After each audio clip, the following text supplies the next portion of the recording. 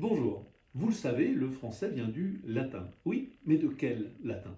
Eh bien, pendant des siècles, la réponse était évidente. Le français venait évidemment du latin classique, celui de Cicéron, celui qu'on enseignait à la Sorbonne et qu'utilisait l'Église catholique. C'était évident, puisque le roi de France était un roi puissant, sa langue venait nécessairement d'une langue prestigieuse.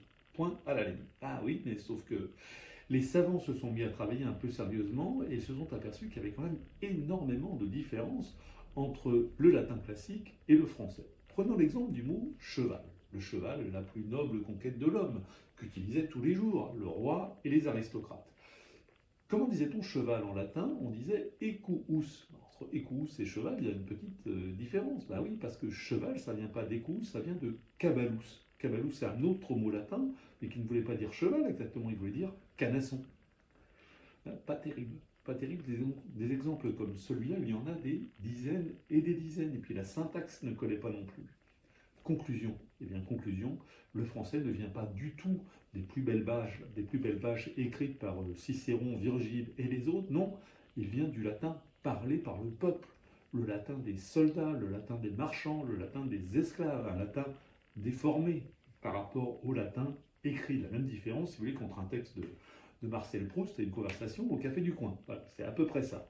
Et ça a été un choc. Ça a été un choc quand on s'est rendu compte de ça et que on ne pouvait plus tenir la thèse inverse. Et comment a-t-on réagi? On a réagi de deux manières. Premièrement, on s'est mis à relatiniser le français. Concrètement, eh bien, on a ajouté des lettres à l'écrit qu'on n'entendait plus à l'oral. Le mot temps, le temps qu'il fait par exemple, on l'écrivait T-E-N, eh bien on s'est mis à l'écrire T-E-M-P-S pour rappeler le latin tempus. Le corps humain, C-O-R, ah non, non, non, C-O-R-P-S pour rappeler le latin corpus. Même chose quand on a créé des mots nouveaux, on s'est appuyé sur la racine latine classique. Par exemple, je vous parlais du cheval, eh bien, l'art de monter à cheval, c'est l'équitation. On s'est appuyé sur écus et non pas sur caballus, le canasson, etc., etc. Pourquoi pas? Plus gênant, de mon point de vue, me semble-t-il, c'est qu'on s'est mis à développer un discours de dénigrement des autres langues.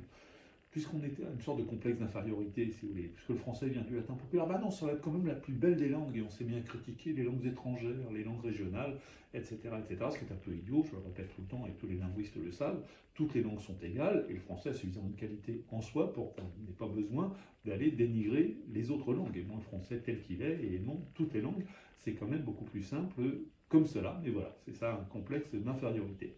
Donc, le français, bah oui, vient du latin populaire, ça n'est pas grave, c'est très bien, ça a eu des conséquences.